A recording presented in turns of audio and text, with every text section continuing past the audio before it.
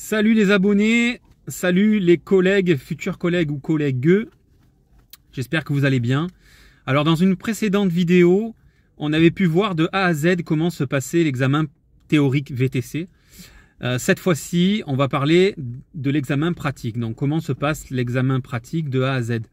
Je fais cette vidéo pour préparer les gens, pour les détendre en vue de l'examen et pour qu'ils sachent à quoi s'attendre vraiment le jour de l'examen. Donc là, logiquement, si vous voyez cette vidéo, c'est que vous avez eu l'examen théorique, logiquement. Vous avez eu vos notes avec votre numéro candidat et tout ça. Donc voilà, vous avez eu votre examen et vous êtes convoqué par mail à l'examen pratique. Donc généralement, je crois que c'est 3 semaines ou 1 mois après l'examen pratique. Ça peut aller plus vite, ça peut être plus long. Mais en gros, voilà. Qu'est-ce qui va se passer? Déjà, votre centre de formation va vous proposer, ou si c'est dans votre forfait déjà que vous avez eu à la formation, vous avez des heures de préparation à l'examen pratique, normalement. Il y en a qui le font, qui ont fait que le théorique et qui doivent rajouter ça. Moi, j'avais une formule où j'avais préparation au théorique, plus j'avais pris le forfait avec 3 heures de préparation à l'examen pratique. Donc, du coup, vous devez vous assurer d'avoir au moins 3 heures de préparation de conduite à l'examen pratique. Donc ce jour-là, vous vous rendez à l'endroit de votre formateur. Lui va vous prêter une voiture avec double commande, bien sûr. Donc là, ce que je vous conseille sur cette journée, c'est vraiment de préparer, vraiment le prendre au sérieux et de vous mettre vraiment en condition. Eux, de toute façon, ils vont vous mettre en condition d'examen. Donc comment ça se passe? Vous arrivez, votre formateur, il vous explique un petit peu la voiture, il vous explique les commandes, comment ça fonctionne et tout ça. Et il va vous montrer comment on fait un devis, il va vous montrer comment on repère une adresse sur une carte. Et comment, qu'est-ce qu'il va vous dire, voilà ce que l'examinateur, les questions qu'il peut vous demander le jour de l'examen, pendant la conduite et tout ça. Donc, moi ce que je vous conseille, bon vous faites vos 3 heures et tout ça, moi ce que je vous conseille, c'est une fois que vous avez fini ces 3 heures de conduite, vous allez dans les 3 plus grandes villes du centre d'examen, les 3 plus grandes villes qui seront autour du centre d'examen pratique, et vous allez chercher gratuitement à la mairie les cartes de la ville. Voilà, c'est gratuit. Et déjà le jour où vous avez la formation des 3 heures, le moniteur il va vous faire quelques lieux importants qui sont demandés à l'examen pratique. Mais en plus de ça, voilà, il faut en connaître un maximum. Donc voilà, vous allez dans les mairies, vous récupérez les cartes de la ville, des 3 plus grosses villes autour du centre d'examen, et vous regardez sur ces cartes, vous verrez derrière, généralement quand vous retournez les cartes, vous avez les plus grands lieux, ou les lieux les plus importants, ou les lieux les plus demandés de ces villes-là. Et je vous conseille, voilà, une fois que vous avez fait cette formation pratique des 3 heures, de vous entraîner dans ces lieux-là avec votre voiture, vous mettre comme en condition, comme vous aura expliqué le moniteur pendant les 3 heures. Et déjà, ça vous prépare et ça vous met en condition pour l'examen. Ensuite, le jour de l'examen. Donc, vous arrivez sur le parking. Déjà, je vous conseille d'arriver 1 heure à l'avance parce qu'on ne sait jamais ce qui peut arriver.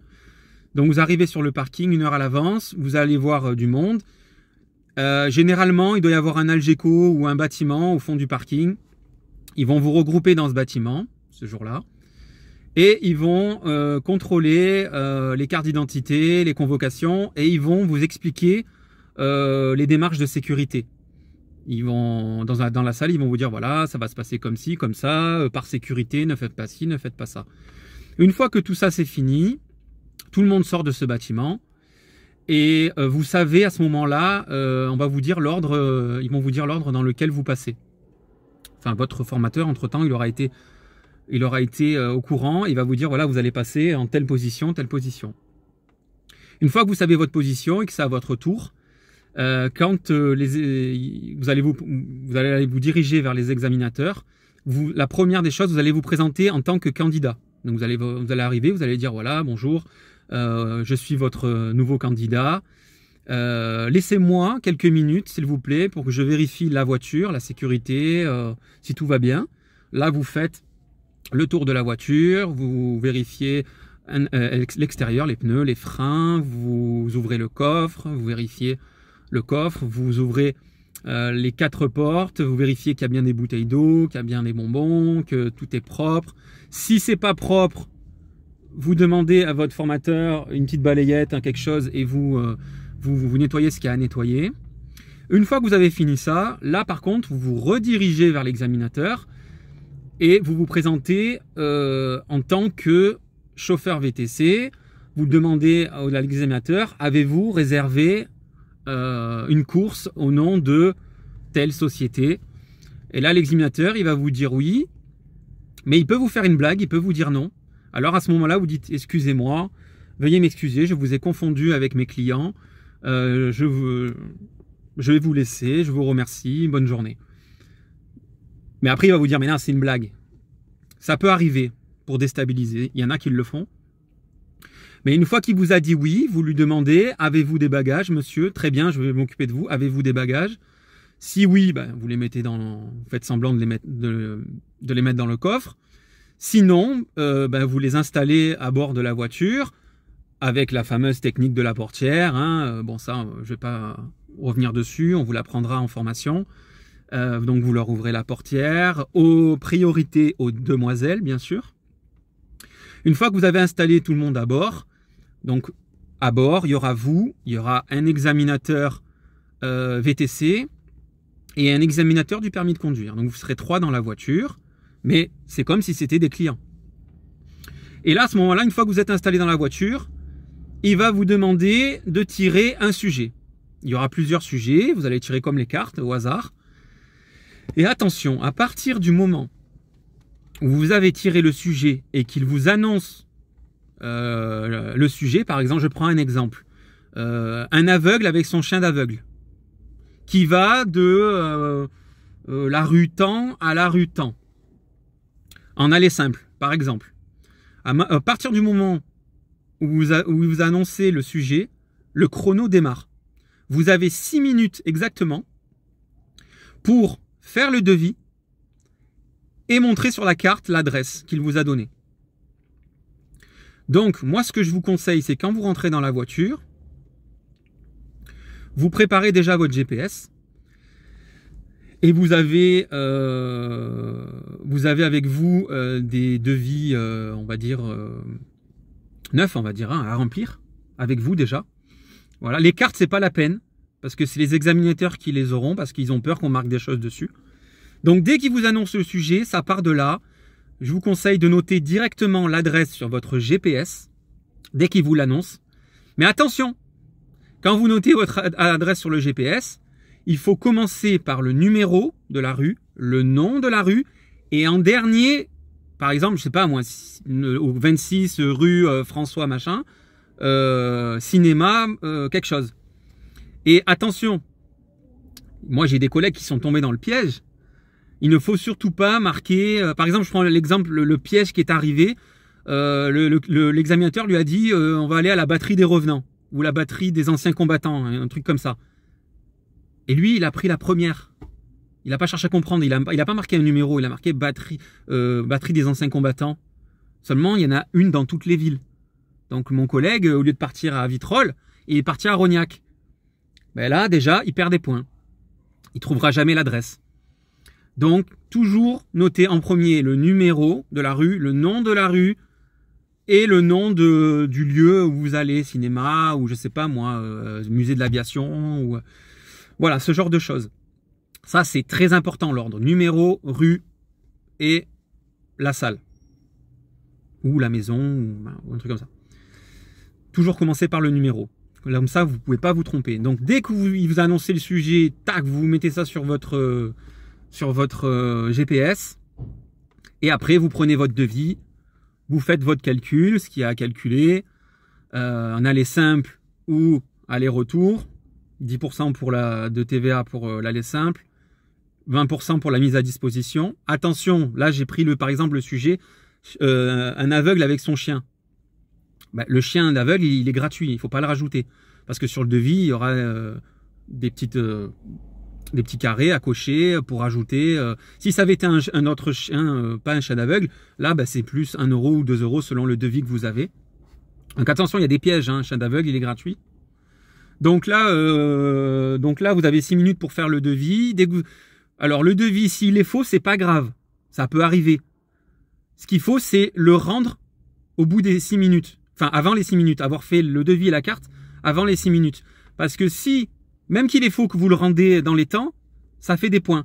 Par contre, si vous n'avez pas fini le devis et la carte au bout des 6 minutes, c'est éliminatoire. Stop, on descend, on rentre à la maison. Donc, faites attention, 6 minutes pour faire le devis et la carte. Une fois que vous avez fait le devis et la carte, et pareil, la carte, si vous vous trompez, c'est pas très grave. Mais, bon, il faut pas se tromper, mais si vous trompez, c'est pas éliminatoire. Ok? Donc après, une fois que vous avez fait le devis et la carte, vous lui rendez. Et là, ça démarre. Hein. Là, vous démarrez la voiture, vous activez la navigation, enfin, vous mettez OK pour décoller. Très important, là, Ninou, là. Moi, j'en ai vu plein. Ils partent, ils mettent pas le clignot. Tu pars du parking de l'examen, mais le clignotant, ça part de là. L'examen part du parking. Il part pas du bout du parking. Donc, tu pars, tu mets le clignotant, mon gars. Et quand tu reviens, parce que là, j'avance un peu, mais quand tu reviens, tu te gares en marche arrière. Ne jamais se garer en marche avant. Ça, c'est mal vu. C'est pareil. Donc, tu pars en marche avant et tu reviens de l'examen en marche arrière. Tu remets la voiture comment elle était. Tu cherches pas à comprendre. Donc, voilà. Donc là, vous partez. Tu mets le clignot. Tu es avec l'examinateur VTC. Tu es avec l'examinateur du permis de conduire.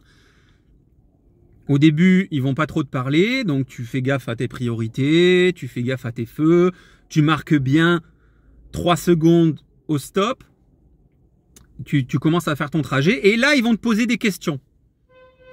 Ils vont te poser des questions touristiques, ils vont te poser des questions sur un endroit qu'ils aimeraient aller, ou sur l'actualité, par exemple. Ben moi, quand j'ai passé l'examen, c'était juste avant la Coupe du Monde de rugby. Donc c'est très récent, c'était un peu avant la Coupe du Monde de rugby. Voilà, ils m'ont demandé connaissez-vous un pub sympa dans le coin, tout ça. Après ils m'ont dit voilà, avec ma femme j'aimerais la faire kiffer, qu'est-ce que je peux faire en dehors de Marseille, qu'est-ce que vous connaissez. Donc ce qui est important avant l'examen aussi, en plus de la conduite, de s'entraîner avec les cartes et tout ça, ce qui est important, c'est de réviser, mais de toute façon, ça c'est compris dans votre formation pratique normalement, c'est de réviser un peu les lieux touristiques de votre ville, les hôpitaux, les églises, les cathédrales, les hôtels 4 étoiles, 5 étoiles, tout ça, tous ces trucs-là, il faut les connaître par cœur, ou presque. Vraiment, voilà, les principaux, faut les connaître dans les 3-4 villes qu'il y a autour du centre de l'examen. Normalement, vous devez avoir un fascicule dans la formation et tout ça. Donc là, on part. On est parti. Il commence à poser des questions. S'il vous bombarde de questions et qu'à un moment donné, vous voyez que vous n'êtes plus trop concentré sur la route, reconcentrez-vous sur la route. C'est pas grave. Il peut attendre. Tu répondras une fois que tu as passé le rond-point ou que... Voilà. Pense à ta conduite. Eux, ce qu'ils veulent, c'est quelqu'un qui soit en totale sécurité, qui ait une bonne vitesse. Restez à 50 quand c'est 50, 30 quand c'est 30. Ne faites pas les fanjos. Et voilà, si vous voyez que vous êtes un peu stressé, que vous n'avez pas entendu ce qu'il a dit, c'est pas grave. Vous lui faites répéter une fois que vous avez passé l'obstacle et tout ça. Donc prenez bien le temps de faire les choses. Un truc qui m'est arrivé à moi et que je vous conseille, si ça vous arrive, de pas paniquer. Moi, le gars qui était avant moi, le jeune, là, il a fait, je sais pas ce qu'il a fait, il avait mal refixé le truc du téléphone. Moi, pendant que j'ai conduit, le GPS est tombé avec le support. Faut pas paniquer. Il faut pas paniquer. Vous le laissez par terre. Vous vous penchez pas et vous dites à l'examinateur veuillez m'excuser, le téléphone est tombé. Je vais trouver un parking où je vais m'arrêter dès que je peux. On va le remettre et nous pourrons repartir. Voilà. Mais surtout pas quitter les yeux de la route et se baisser et faire l'erreur. Parce que là, si tu lâches le volant et que tu lâches les yeux, tu ramasses ton téléphone, c'est fini, éliminatoire. Pareil, les priorités grillées, c'est éliminatoire. Les stops grillés, tu marques pas 3 secondes au stop, c'est éliminatoire. Donc voilà. Donc après, bon, bah, tu suis ton GPS, tu arrives à l'endroit, ou pas. Si tu t'es trompé dans l'adresse, après, c'est pas forcément éliminatoire si tu as bien conduit, sache-le. Mais c'est bien de... Enfin, c'est toujours mieux de trouver l'endroit, ça fait des points en plus. Ensuite, le retour. Normalement, le retour ne compte pas. Il va te demander, voilà, vous savez revenir par vos propres moyens ou vous avez besoin de moi pour revenir? Bon, moi, par exemple, quand il m'a demandé, je connaissais pas l'endroit, je lui ai dit non, je serai honnête avec vous, vous allez me guider. Il a dit, je vais vous guider, donc pas de souci, il m'a guidé, j'ai très bien conduit. Et voilà, donc on revient au centre d'examen. L'épreuve dure entre 20 et 30 minutes, pas plus, hein, 20 minutes, 25 minutes, on va dire. Voilà, généralement c'est 20-25 minutes, 30 minutes, c'est rare que tu partes très loin. Donc après tu reviens au centre d'examen, tu te gares en marche arrière, et puis voilà, après c'est la fin du... Ah oui, non, c'est pas la fin. Donc tu reviens, et voilà, tu lui dis, bah, monsieur, ça fait tant, vous me devez tant, hein, c'est pas gratuit.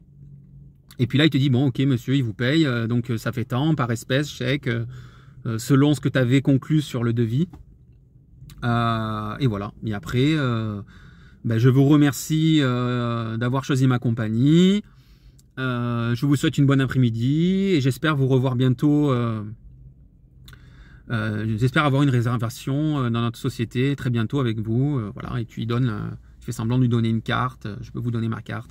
Tu fais une simulation comme si c'était des vrais clients. Donc voilà, j'essaye de réfléchir si j'ai pas oublié quelque chose. Ouais, donc oui, quand tu as fini le devis au tout début, donc tu lui annonces le prix, voilà, tu lui montres le devis, voilà, ça fera tant, tout ça, machin. Et à la fin, tu lui demandes quand tu reviens au centre d'examen. Donc voilà en gros comment ça se passe. Un examen pratique. Il vous pose des questions touristiques, des questions sur des lieux. Il peut vous demander un endroit comme ça à la Walligen, genre j'ai besoin d'aller au resto avec ma femme ou j'ai besoin d'aller dans un hôtel 5 étoiles. Bon, bah, tu dois connaître les hôtels 5 étoiles du coin. Voilà, ce genre de choses. Donc révisez bien les lieux touristiques et entraînez-vous avec votre voiture dans les endroits des cartes des villes qui correspondent à votre centre d'examen. Vous verrez derrière les cartes, il y a les endroits les plus importants.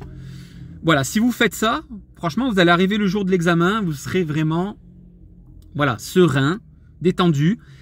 La chose peut-être aussi la plus importante, costard, cravate, veste comme ça, chemise blanche, cravate noire, pantalon noir, chaussures de ville noires pour les hommes. Pour les filles, un tailleur sombre, noir aussi, pareil, si possible, voilà, noir avec une chemise blanche, un petit tailleur, voilà. Vraiment la tenue VTC le jour du permis. Il y en a qui sont arrivés en Walligen, ils ont perdu des points bêtement. Ils ont perdu des points bêtement. Ne vous faites pas avoir. Donc la tenue, ultra important. Voilà. Costard cravate, tailleur pour les filles, tout en noir avec chemise blanche, c'est parfait. Ne cherchez pas midi à 14 h. Donc voilà. Et puis après, une fois que vous avez eu votre examen pratique, ben vous avez de 3 à 6 mois d'attente selon les villes pour avoir votre carte pro. Ne perdez pas de temps pour la demander, pour faire le dossier, parce qu'il y a beaucoup d'attentes. Et puis voilà. Après, ben, je vous dis merde, hein. Et puis voilà, dans une prochaine vidéo, je ne sais pas encore ce que je vais faire, mais bon, voilà, c'est toujours dans le but d'aider tout le monde et de mettre en confiance tout le monde. Et ben écoutez, pour moi ça sera tout. Je vous remercie et puis je vous dis à la prochaine. Je vous embrasse, à bientôt. Ciao ciao.